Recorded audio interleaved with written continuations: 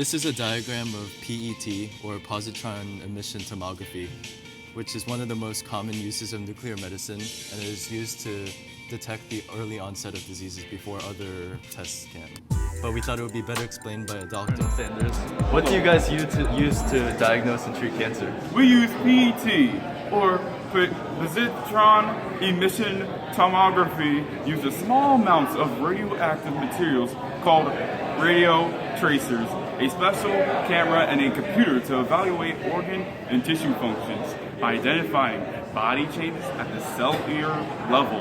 PET can detect the early onset of or spreading of certain diseases before it is evident on other imaging tests. Radiation is used. Alright, why is radiation used to help with cancer anyways?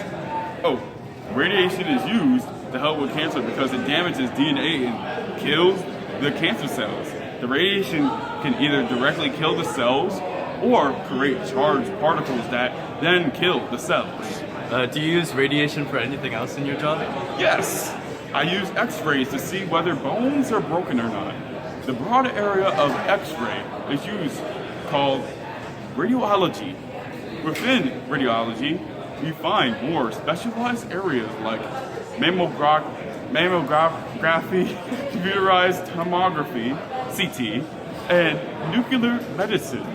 Okay, so as a radiopharmaceuticist, what do you guys do? We use radioactive materials called pharmaceuticals to diagnose and treat disease. Do you like your job? Yes, it pays well. Okay, thank you for your time, Dr. Colonel Sanders. No, thank you. I'm sorry, Mr. Cheneru, but your PET came out positive. There's a chance that you might have cancer. We may have to test further using nuclear technology in medicine, but it's your choice. Are there any other possible risks that might come with another test? There is a radiation risk with nuclear medicine, with the worst possible outcome being the development of cancer. However, the chances of this actually happening are very small, as there is no evidence of nuclear medicine ever causing cancer. Does your family have a history of allergic reactions? No. Well, there's a higher chance of allergic reactions to the pharmaceuticals. However, this is a very rare case. The benefits that nuclear medicine provides are that it can be used to identify the earliest known forms of some diseases. It provides information on the function and anatomical structure of the body, and it is less expensive than exploratory surgery. Okay, whatever is necessary, but are you sure I have cancer? No, we are not entirely sure, but there's a possibility you have a form of cancer, heart disease, or other disease. Alright, so...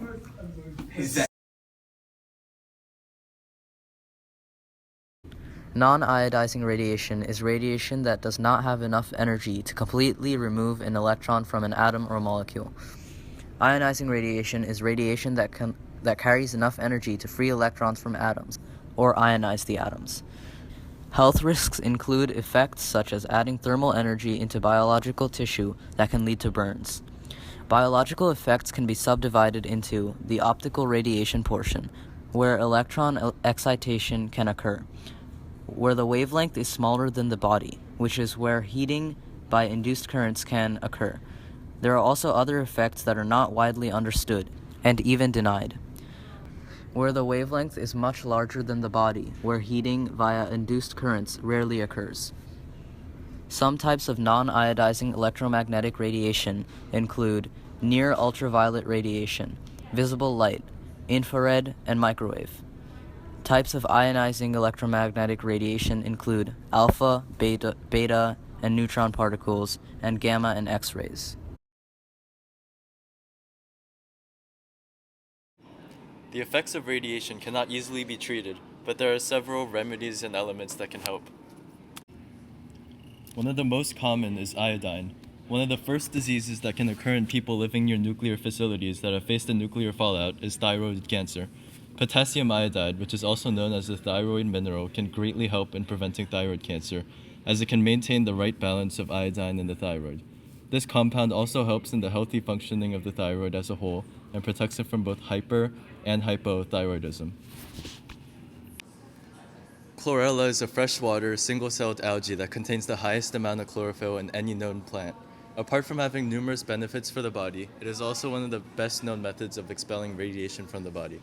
Chlorella in particular has the ability to neutralize radiation and remove toxins such as cadmium, dioxins, and PCBs from the body.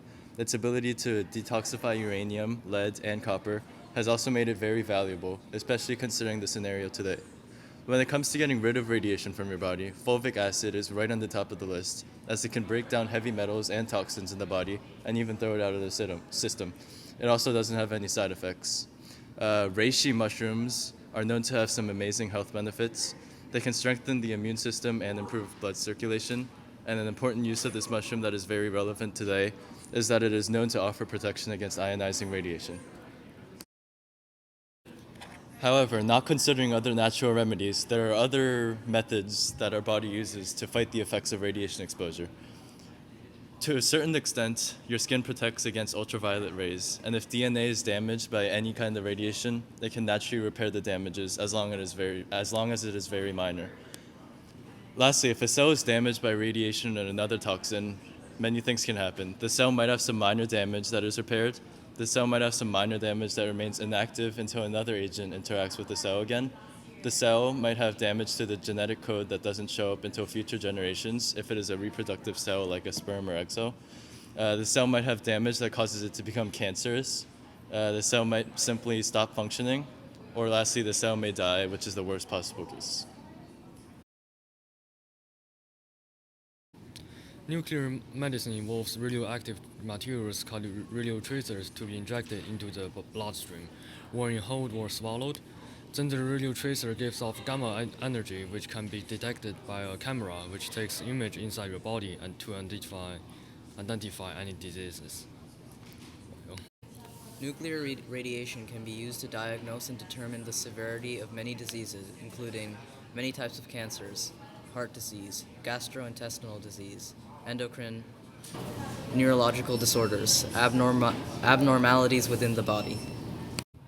A radiotracer isotope is a chemical compound in which one or more atoms have been replaced by a radioisotope.